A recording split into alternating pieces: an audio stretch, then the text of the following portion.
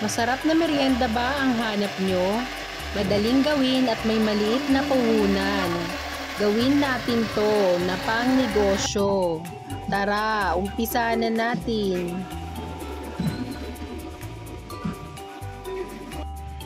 Ang una muna natin gagawin ay babalatan natin ng ating kasaba or kamoteng kahoy.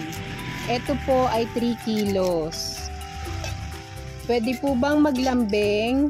Paki-comment naman po kung saan ang inyong location para malaman ko po kung saan umaabot ang ating mga videos. Maraming salamat! At ang next naman ay uhugasan natin itong mabuti.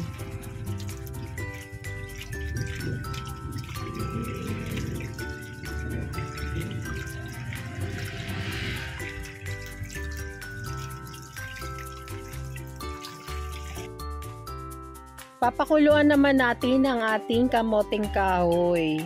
Bali maglalagay lang tayo ng 2 cups ng water. And then papakuluan natin ito sa medium heat ng 45 minutes. Kung gusto nyo po ng ganitong mga video, please like and subscribe to our YouTube channel. Thank you and God bless!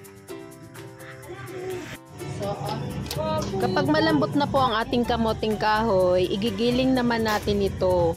Pwede rin po kayo gumamit ng pang-grate ng cheese kung wala po kayong ganito.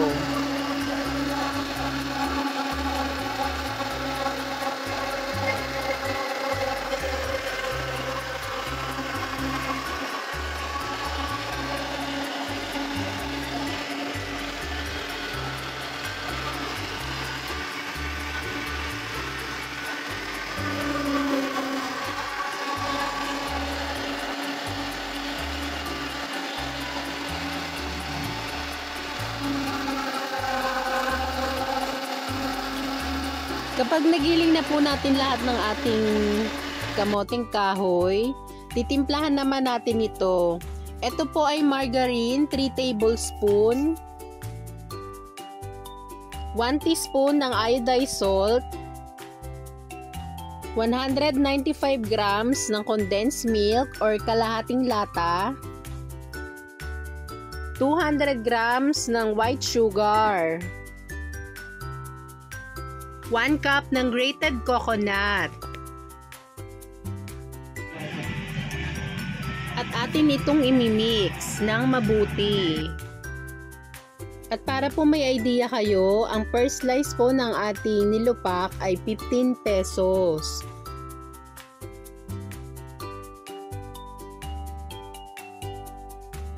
At kapag na well mix na po, ilalagay na natin ito sa 12 by 12 na pan na nilagyan naman natin ng margarine. Kung gusto nyo po ng ganitong mga video, please like and subscribe to our YouTube channel. Thank you and God bless! Kapag nalagay na po natin lahat sa fan, ipa-flat naman po natin ito.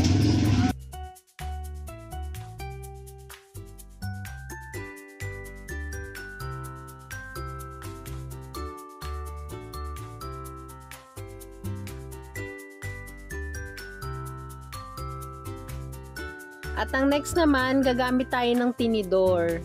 Bali, gagawa lang tayo ng design ng ganyan.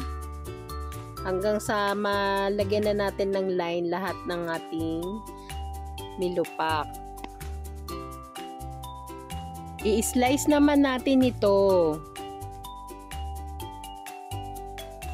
Kung may nakuha kayong idea sa video ito, please like and subscribe to our YouTube channel. Thank you and God bless! Maglalagay naman tayo ng toppings na cheese.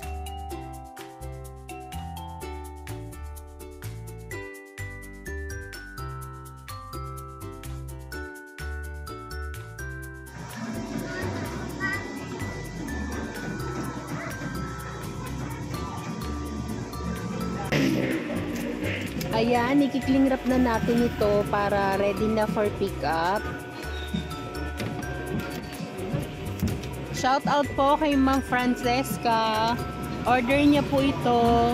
Maraming salamat. Thank you for watching. Please like and subscribe for more videos.